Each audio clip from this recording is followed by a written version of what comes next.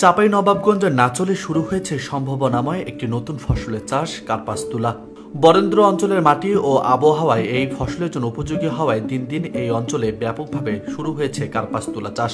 কৃষকদের মতে তুলা চাষের উৎপাদন খরচ কম এবং ফলনও ভালো হওয়ায় এটি একটি লাভজনক ব্যবসায় পরিণত হয়েছে। এদিকে ভূগর্ভস্থ পানি কমে যাওয়ায় বরেন্দ্র অঞ্চলের জমিতে ধান চাষে দেখা দিয়েছে পানির সংকট। এই অবস্থায় তুলা চাষ ধান চাষের বিকল্প হিসেবে উঠেছে কৃষকদের সামনে। বিশেষ করে পতিত জমি, উঁচু জমি, এমনকি আমবাগানের সঙ্গে আন্তঃফসল হিসেবে সফলতার সাথে তুলা চাষ করা হচ্ছে। আমি আগে ধান চাষ করতাম, গম চাষ করতাম।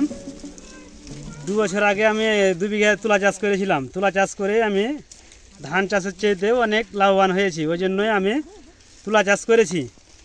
এবার আমি নিজেই 4 বিঘা তুলা চাষ করেছি। এখানে 13.5 বিঘা আছে। এখানে 13.5 বিঘার মধ্যে আমার নিজের 4 বিঘা পার্সোনাল, এটা আমার। আরও পাশে কিষান আছে, এদেরও কেউ 2 বিঘা, 4 বিঘা, 5 বিঘা আছে। তো আমি বিঘা প্রতি এখানে খরচ 10,000 থেকে 12,000 টাকা করি। 10,000 থেকে 12,000 টাকা করে আমি 15 মণ 16 মণ তুলা এখান থেকে ফলাই। কৃষি অধিদপ্তরের তথ্য বলছে এই অঞ্চলে কম সেচ ও বৃষ্টির পানিতে তুলা চাষ ভালো ফলন দেয়, যা অন্যান্য ফসলের তুলনায় অনেক বেশি লাভজনক। তুলার বাজার মূল্য ভালো থাকায় কৃষকরা বেশি লাভের আশা করছেন। আমরা এই জমিতে বড় গাছ আছে, যে ছোট আরও কাটিবনের গাছ লাগিয়ে রেখেছি। এ কারণে কোনো চাষাবাদ করতাম না। এই বিশ্বজিৎ ভাই আসার কারণে উনি এসে বললো যে ভাই এই জমিটাতে যদি চাষবাস করেন কিছু টাকা পাবেন না পড়ে থেকে। তখন আমরা ওই ভাই পরামর্শ দিল তুলা লাগার জন্য। এই যে তুলাটা লাগিয়ে ধরেন অফিস থেকে ভাইরা সার দিয়েছে, বীজ দিয়েছে, আমাদের এ পর্যন্ত কোনো টাকা খরচ হয়নি।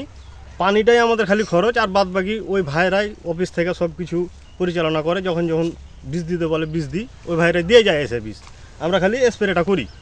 তো এই চালানে আমি 7 মণ তুলা তুলেছি। আবার 10 দিন পর ফের আল্লাহ দিলে 7 মণ তুলা আমি তুলতে পাবো, আবার ফের পরবর্তীতে পাবো। মানে এই যে ফুটেছে, আপনারা এখন না এসে 2 দিন আগে এলে দেখতেন ভুঁই ভরে ছিল তুলাতে, একবারে এই তুলা।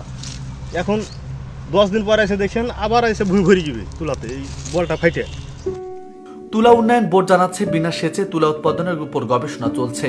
বিশেষ করে আষাঢ় মাসে বৃষ্টির পানিতে বীজ বপন করে অগ্রহায়ণ মাসে তুলা ঘরে তোলা যায় কিনা সে নিয়ে গবেষণা চলছে। এবার চাঁপাইনবাবগঞ্জে প্রায় 50 হেক্টর জমিতে চলছে কার্পাস তুলা চাষ।